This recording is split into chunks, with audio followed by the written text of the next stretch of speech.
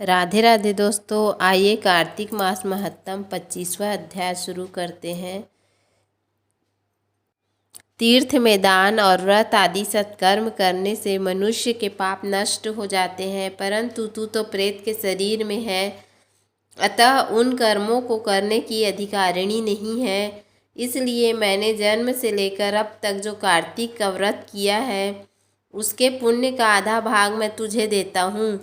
तू उसी से सद्गति को प्राप्त हो जाएगी। इस प्रकार कहकर धर्मदत्त ने द्वादशाक्षर मंत्र का श्रवण कराते हुए तुलसी मिश्रित जल से ज्यों ही उसका अभिषेक किया, त्यों ही वह प्रेत योनि से मुक्त हो प्रज्वलित अग्निशिखा के समान तेजस्विनी एवं दिव्य रूप धारिणी देवी हो गई और सौंदर्य में लक्ष्मी जी की समानता करने लगी। तदंतर उसके भूमि पर दंड की भांति गिरकर ब्राह्मण देवता को प्रणाम किया और हर्षित होकर गदगद वाणी में कहा, हे द्विश्रेष्ठ, आपके प्रसाद से मैं आज इस नरक से छुटकारा पा गई। मैं तो पाप के समुद्र में डूब रही थी और आप मेरे लिए नौका के समान हो गए। वह इस प्रकार ब्राह्मण से कह रही थी कि आकाश से एक दिव्य विमान उतरता दिखाई दिया। वह अत्यंत प्रकाशमान एवं विष्णु रूपधारी पार्षदों से युक्त था। विमान के द्वार पर खड़े हुए पुण्यशील और सुशील ने उस देवी को उठाकर श्रेष्ठ विमान में पर चढ़ा लिया।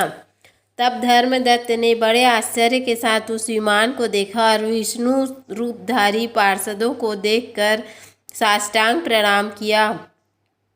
पुण्यशील और सुशील ने ब्राह्मण को प्रणाम करते हुए उठाया और उसकी सराहना करते हुए कहा, हे द्विश्रेष्ठ, तुम्हें साधुवाद है, क्योंकि तुम सदैव भगवान विष्णु के भजन में तत्पर रहते हो, दीनों पर दया करते हो, सर्वज्ञ हो तथा भगवान विष्णु के व्रत का पालन करते हो। तुम अपने बचपन से लेकर अब तक के जो कार्तिक व्रत का अनुष्ठान किया है उसके आधे भाग को दान देने से तुम्हें दूना पुण्य प्राप्त हुआ है और सैकड़ों जन्मों के पाप नष्ट हो गए हैं।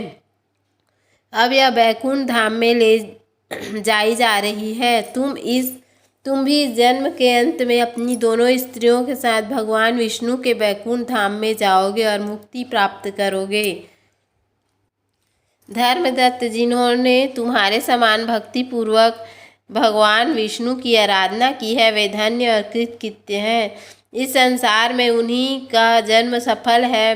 भली भांति आराधना करने पर भगवान विष्णु देहधारी प्राणियों को क्या देते हैं। उन्होंने ही उत्तानपाद के पुत्र को पूर्व काल में ध्रुव पद पर स्थापित किया था। उनके नामों का स्मरण करने मात्र से समस्त जीव सद्गति को प्राप्त होते हैं। पूर्व काल में ग्राहग्रस्त गजराज उन्हीं के नामों का स्मरण करते हुए मुक्त हुआ था। तुमने जन्म से लेकर जो भगवान विष्णु को संतुष्ट करने वाले कार्तिक व्रत का अनुष्ठान किया है उससे बढ़कर न यज्ञ है, न दान और न ही तीर्थ है। विप्रवर,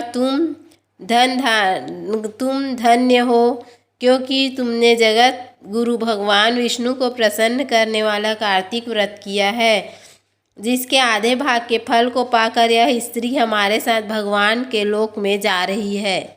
जय श्रीमन नारायण, जय श्री कृष्णा। उम्मीद है आपको हमारा वीडियो पसंद आया होगा। यदि हमारा वीडियो पसंद आया तो वीडियो को लाइक करें, चैनल को सब्सक्राइब करें। धन्यवाद। राधे राधे।